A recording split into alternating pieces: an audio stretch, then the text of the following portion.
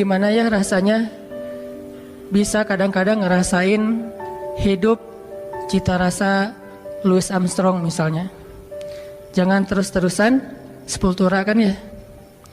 Kadang ada kondisi kita butuh semangat, kita butuh action yang benar-benar bikin kita itu survive dalam satu masalah. Tapi tidak selalu action dan semangat kita itu harus dalam keadaan rushing, dalam keadaan buru-buru, dalam keadaan panik. Banyak banget masalah yang bisa kita lewatin dengan sikap-sikap yang dalam tanda petik santai. Banyak banget konflik yang bisa kita lalui justru dengan sikap-sikap santai kita. Kalau semua konflik kita lalui dengan sikap-sikap panik, dengan sikap-sikap berlebihan, maka kayaknya ada kalanya konflik yang kita dapetin itu efeknya lebih besar dan bertambah rumit dengan sikap kita sendiri. Bisa konflik dengan orang tua, konfliknya mungkin salah paham atau udah agak kurang nyambung nih antara kita dengan orang tua. Orang tua punya angle kita juga punya pola pikir kita sendiri. Gak nyambung, gak usah masalah yang rumit. Masalah milih jurusan aja kadang-kadang gak nyambung nih antara kita sama orang tua. Apalagi milih jodoh. Itu kan pasti paling berat kan ya. Susah banget ngelawan dua hal yang sama-sama sakral. Satu perasaan cinta, kan sakral banget tuh. Kedua lagi perasaan orang tua. Ini konflik yang luar biasa nih. Gimana ngehadapin yang kayak gini-gini tapi dengan sikap yang tidak menambah masalah. Kalaupun tidak mengurangi, minimal tidak menambah masalah. Gimana kita tetap bisa santai, waras dalam kondisi-kondisi yang sulit kayak konflik tadi. Atau juga mungkin bagi yang udah nikah, walaupun di sini sedikit kayaknya. Konflik sama pasangan. Memangnya selalu konflik itu bisa kita lalui ketika saling bersih tegang? Memangnya konflik itu selalu bisa kita lalui dengan berdebat? Walaupun ada kalanya debat itu bisa memperbaiki keadaan, memperjelas situasi, atau minimal klarifikasi terhadap hal-hal yang mungkin tidak diketahui. Tapi lebih banyaknya justru masalah-masalah pribadi dilalui itu bukan dengan berdebat, justru dengan diam. Bukan dengan berdebat, justru dengan mendoakan di dalam doa masing-masing. Bukan dengan debat, justru dengan muhasabah diri, dengan menenangkan diri. Sehingga Nabi kan mengajarkan kalau kita marah, berdiri suruh duduk. Bukan berdiri suruh lari kan ya, berdiri suruh duduk. Atau dalam keadaan marah disuruh berwudu. Ini tips-tips teknis yang nilainya sebetulnya sama aja. Berusaha untuk menenangkan diri dan melewati suatu masalah itu bukan dengan kepanikan, bukan dengan emosi yang membara. Nah, bisa nggak kita ngelalui hal-hal yang kayak gini? Atau dengan teman yang sama-sama sedang bersaing ngecengin seseorang yang sangat istimewa. Bisa nggak fair play lah ya? Gimana caranya? Apalagi beda sekolah. Bisa nggak dengan sikap woles kita menghindari tawuran? Dengan sikap woles kita nggak ada lagi perang antar kampus atau antar sekolah. Ini semuanya diajarkan oleh Al-Quran, walaupun dengan contoh kasus yang berbeda-beda. Bahkan yang diangkat oleh Al-Quran, kasusnya lebih berat loh dari konflik atau masalah yang kita hadapi. Termasuk yang dicontohkan Nabi di dalam keluarga beliau. Saya sering banget ngisahin kisah keluarga Nabi di mana sikap woles Nabi itu justru nyelesain masalah sama istrinya. Kadang kita berpikir ketika ada konflik antara kita dengan seseorang, sikap tegas kita, sikap keras kita, sikap belak-belakan kita itu bisa mengklirkan masalah.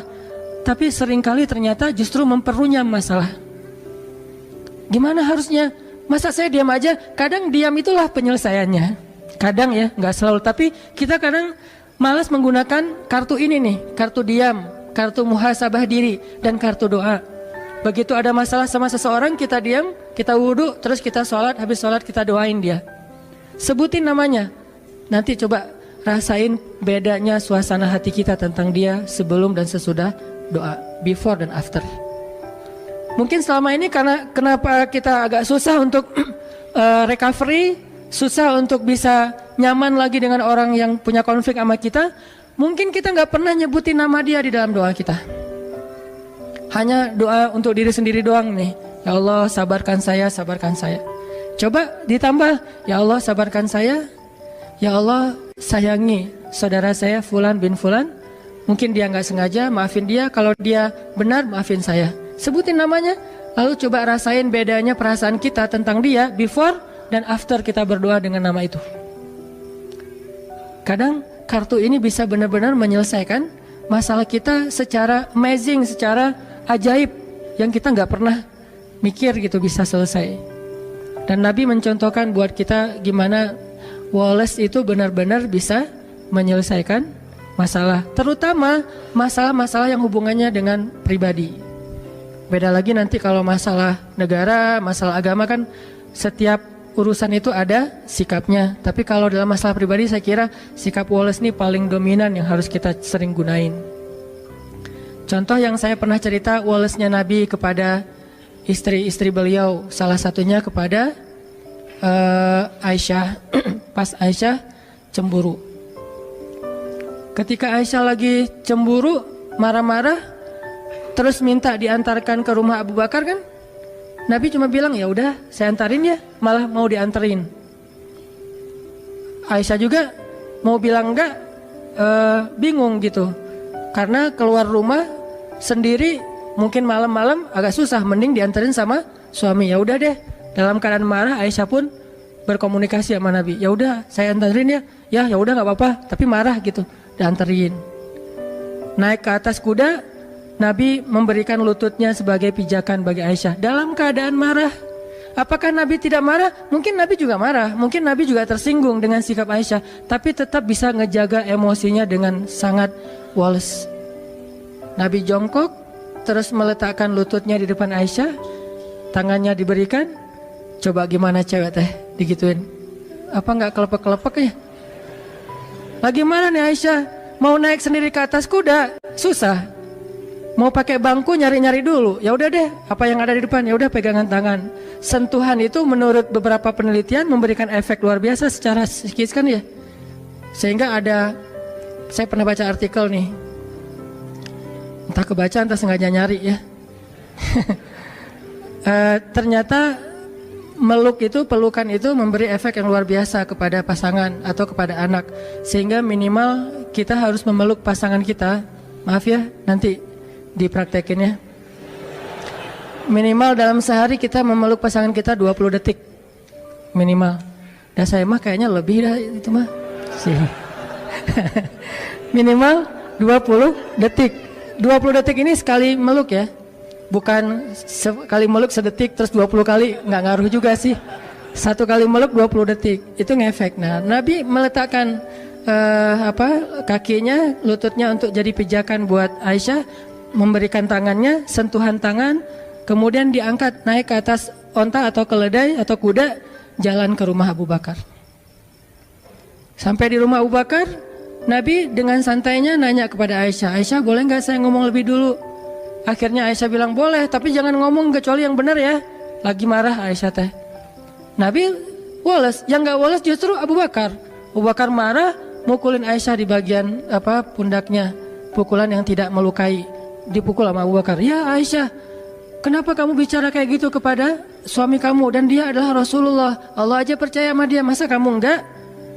Terus Nabi menengahi gitu. Kata Nabi, ya Abu Bakar, saya tidak ngantar istri saya ke sini untuk kamu sakiti. Kalau kayak gini mending saya pulang aja. Maaf ya Rasulullah, maaf. Akhirnya Abu Bakar minta maaf. Rasulullah lihat ke belakang, tuh Aisyah, kan aku belain kamu kan? Akhirnya Aisyah, ya deh gitu, udah. Coba Nabi menyelesaikan masalah dengan pasangannya, bukan dengan Aisyah, bukan. Ya udah, aku anterin deh. Ini kayaknya kita harus belajar nih akhlak kayak gini. Dan saya juga masih belajar. Kalau teman-teman nggak apa-apa kalau nggak belajar, karena juga nggak tahu praktekin ke siapa kan. Nanti aja deh belajarnya. Sekarang dengerin aja dulu. Susah nih hilang dari tema ini. Tuh Wallace menyelesaikan masalah. Gimana caranya hidup dengan cita rasa Louis Armstrong tadi misalnya, dalam tanda petik gitu. Walaupun kadang butuh cita rasa sepultura gitu, ketika kita lagi dalam keadaan semangat pengen sukses apa segala macam, butuh rushing kayak gitu. Tapi ini dalam kondisi yang sulit, dalam kondisi yang tertekan, dalam kondisi konflik, kadang memang Louis Armstrong itu menjadi cara buat kita menyelesaikan masalah. Ibarat orang lagi sakit kepala, kadang bukan minum obat yang pahit obatnya, tapi tidur. Dia tidur selesai. Ketika orang lapar, kadang-kadang bukan makan nasi, tetapi ketemu teman bisa hilang laparnya, teman TTM. Nah, ini semuanya masuk dalam materi tentang gimana punya sifat yang wikor. Wikor itu atau sakinatun wakor. Gimana itu? Contohnya dalam sholat. Nabi mengajarkan kita tentang Wallace justru dengan praktek sholat. Gimana Wallace dalam sholat? Salah satunya adalah ajaran Nabi, kalau kita datang ke masjid dan kita mendengar di masjid orang udah mulai sholat, imam udah takbir, maka jalanlah dalam keadaan sakinatun wakor, dalam keadaan tenang dan gak usah terburu-buru. Di situ diajarkan. Padahal kita mau menghadap Allah, padahal kita akan kehilangan banyak keistimewaan takbiratul ihram bareng dengan imam, shaf pertama, banyak kebaikan yang kita akan kehilangan. Tapi tetap aja ada toleransi dari Allah melalui Rasulullah. Udah aja santai dah, gak usah terlalu diburu-buru. Daripada kita lari terus ngos-ngosan takbir, baca doanya juga gak khusyuk. Ternyata justru kualitas didapatkan dengan sakinatun wakar, dengan dalam keadaan sakinah, santai, tenang. Udah datang ke masjid santai, tenang. Sehingga ketika ada seorang sahabat keliru dalam bab ini, gak salah tapi keliru, Nabi menasihati dia kan. Dia masuk ke gerbang masjid, ke pintu masjid, dia ngelihat Nabi dan sahabat sudah ruku. Akhirnya dia takbir di pintu masjid, dia ruku di pintu masjid, dia jalan sambil ruku ke arah shaf. Kan ada yang kayak gitu, Bakroh bin siapa gitu. Selesai sholat dia curhat, Rasul saya tadi sholatnya lucu loh, model baru gitu. Saya nyebutnya tutorial sholat ala Bakroh. Gimana tutorial sholat ala kamu?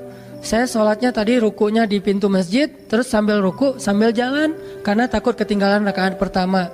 Ini juga dalil bagi sebagian ulama bahwa ruku itu masuk dalam rakaat pertama. Tapi sebagian yang lain berpendapat berbeda. Masing-masing punya mazhab lah. Kita respect dengan semua mazhab. Nah, Nabi ngasih tahu, ya udah besok-besok jangan gitu lagi ya. Coba. Nabi juga ngasih taunya Wallace tapi nyelesain masalah, bukan Wallace diam pasif ya. Wallace tapi nyelesain masalah, nggak marah-marah. Apaan kamu nih sholat kok dibuat-buat, kan saya nggak pernah ngajarin, dasar bid'ah. Nggak pernah Nabi ngomong kayak gitu. Santai aja ngomongnya tuh. Nggak usah tarik deh gitu ya. Biasa aja, nggak usah nyolot kalau bahasa anak ini mah. Ternyata Nabi juga nggak nyolot dalam masalah-masalah sepele kayak gini. Nabi cuma bilang, ya udah besok-besok jangan diulang ya. Kalimat inilah yang membuat para sahabat para ulama beda pendapat. Ada yang bilang, oh berarti itu nggak boleh. Jadi harus ditambah 1 rakaat, nggak boleh kayak gitu. Ada yang bilang, oh itu boleh, cuman makruh. Buktinya Nabi mengatakan, ya udah besok-besok jangan diulang. Seandainya nggak sah, pasti Nabi suruh ulang. Jadi beda pendapat di antara ulama. Yang jelas teksnya mah kurang lebih Nabi itu Wallace banget menyelesaikan masalah. Ada sahabat yang lebih ekstrim lagi nih, Wallace-nya Nabi dalam dakwah kepada laki-laki Badui yang buang air kecil di masjid. Itu kan simbol Wallace Nabi paling keren tuh. Walaupun saya ngebahas hadis ini, jangan berpikir saya mampu kayak gitu. Kayaknya nggak mampu. Bayangin masjid, bukan masjid yang dibangun orang terus kita datang, enggak. Masjid yang kita bangun dari nol, jerih payah kita banget nih. Kita datang dari Mekah ke Madinah, di Madinah tuh belum ada apa-apa. Kita bangun masjid itu dari nol banget. Kita bangun gotong royong, udah jadi masjidnya, tikar-tikarnya udah digelarin, duduk dengan para sahabat, udah capek lelah istirahat. Tiba-tiba datang seorang laki-laki yang entah dari mana, gak jelas, gak dikenal, main buang air kecil aja tuh di pojok masjid. Dia kira ini toilet umum, main buang aja di situ. Sahabat ngeliat itu sekelas Umar udah ngeluarin pedang tuh. Umar udah sap langsung. Hampir digini-giniin sama Umar. Wah, ini nggak tahu nih. Umar udah ngeluarin pedang. Sahabat-sahabat lain udah merah mukanya, udah mau digebukin aja udah merah. Nabi yang paling mencintai masjid di antara semua umat Islam. Jadi jangan bilang misalnya, Nabi bisa kayak gitu berarti biasa-biasa aja perasaannya dengan masjid. Enggak, Nabi itu paling cinta rumah Allah. Buktinya beliau paling lama kalau itikaf. Mana pernah kita itikaf Ramadan 30 hari atau 29 hari. Nabi pernah banget Ramadan itikafnya full. Nggak usah ada masjid, belum ada masjid aja Nabi itikaf di Gua Hiro sebelum jadi Nabi. Jadi Nabi itu cinta banget dengan rumah ibadah. Cinta banget dengan rumah Allah. Sehingga ketika ada yang menistakan rumah Allah itu pasti paling marah duluan Nabi teh. Karena hati beliau paling bersih. Kenapa Nabi bisa wolos? Karena itulah yang diajarkan Allah. Akhirnya Nabi bilang, udah wolos saja sahabat-sahabat, santai-santai. Tunggu sampai dia selesai. Jangan ganggu dia. Karena kalau kita ganggu dia nanti jadi penyakit. Bayangin baru setengah diganggu kan jadi penyakit ya.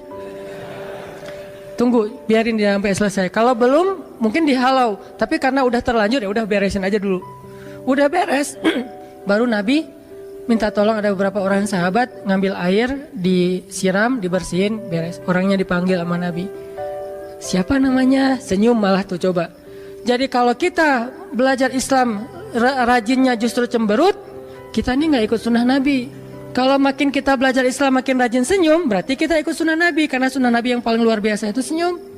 Bahkan kepada orang yang nggak ngerti, disenyumin sama Nabi. Siapa namanya? Kenalan. Coba lihat KTP-nya, SIM dan segala macam. Bahasa kita. Nah, ini mah kita ya. Ambil kenalan, udah kenalan, udah ngobrol-ngobrol baik. Akhirnya Nabi ngasih tahu, ini tuh rumah ibadah.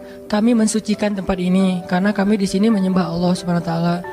Jangankan buang air, bahkan sampah aja kami pungut dari sini. Kan ada hadis kalau misalnya kita ngelihat sampah sekecil apapun di masjid, masukin ke kantong nanti dibuang di luar kalau itu bukan najis gitu kan. Nah, sampah aja nggak boleh ada di dalam rumah Allah. Tadi kamu mungkin karena nggak tahu ya, gitu-gitu deh bahasa kurang lebih. Oh itu ya, maaf salah, saya salah tempat berarti dan segala macam, dia nggak enak hati gitu. Ya udah nggak apa-apa, dinasehatin, lama-lama malah masuk Islam.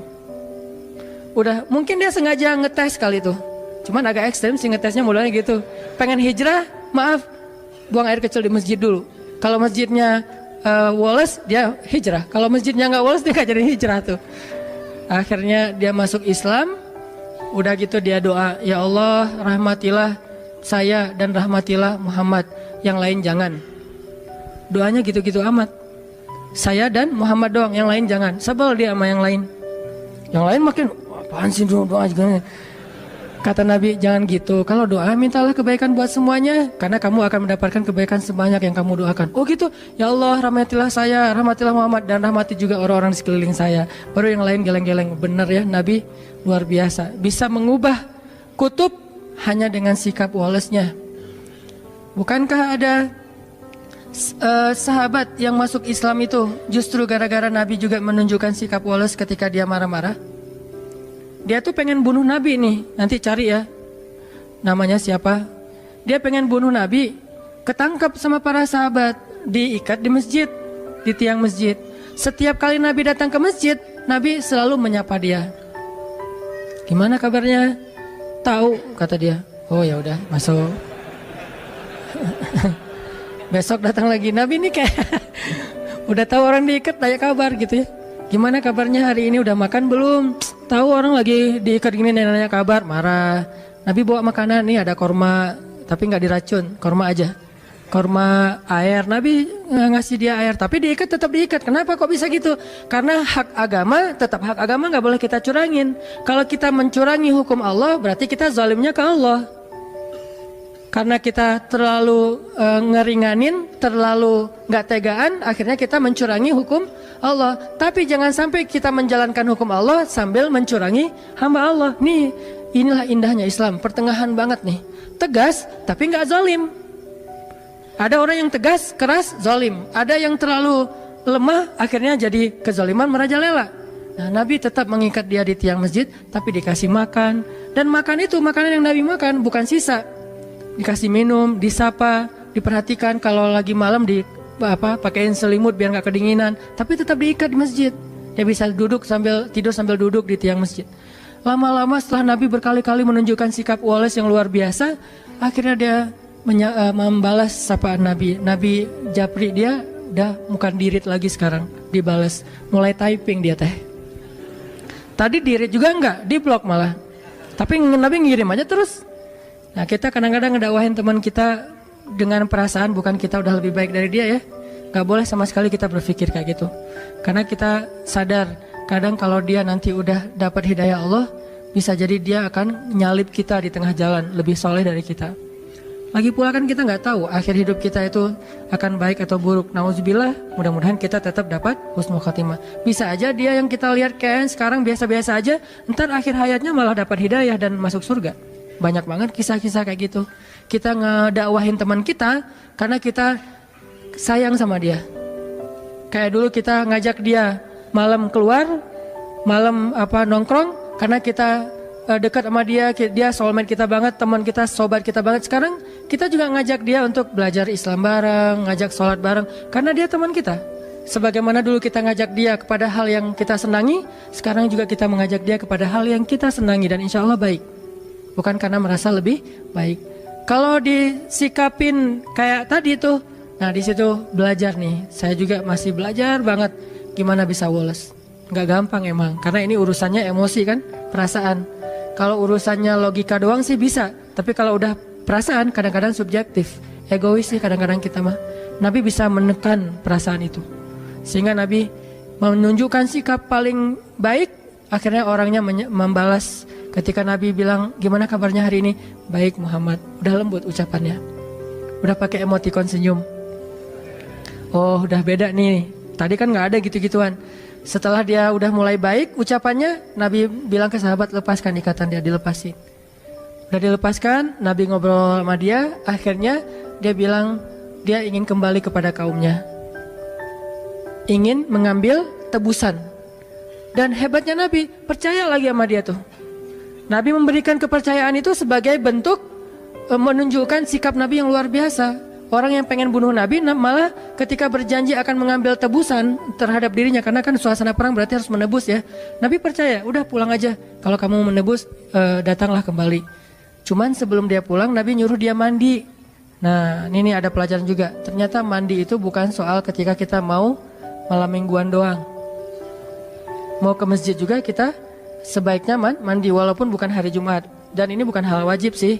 Kenapa? Ternyata mandi itu memberi efek dapat hidayah. Dia mandi seperti orang mandi junub, mandi besar. Setelah selesai mandi, tiba-tiba dia dapat hidayah. Baru dia syahadah, dia masuk Islam, dia pulang ke kaumnya, dia dakwahin kaumnya. Lewat mandi Allah memberikan. Kenapa dia bisa dapat hidayah setelah mandi sempurna hidayahnya? Kalau sebelum mandi, dia dapat respect dulu kepada Islam, interest dulu kepada Islam. Tapi puncaknya setelah mandi. Kenapa? Allah suka kepada orang yang bersih. Akhirnya dia dapat hidayah dan seterusnya. Ini sikap-sikap Nabi yang luar biasa Wallace terhadap orang lain.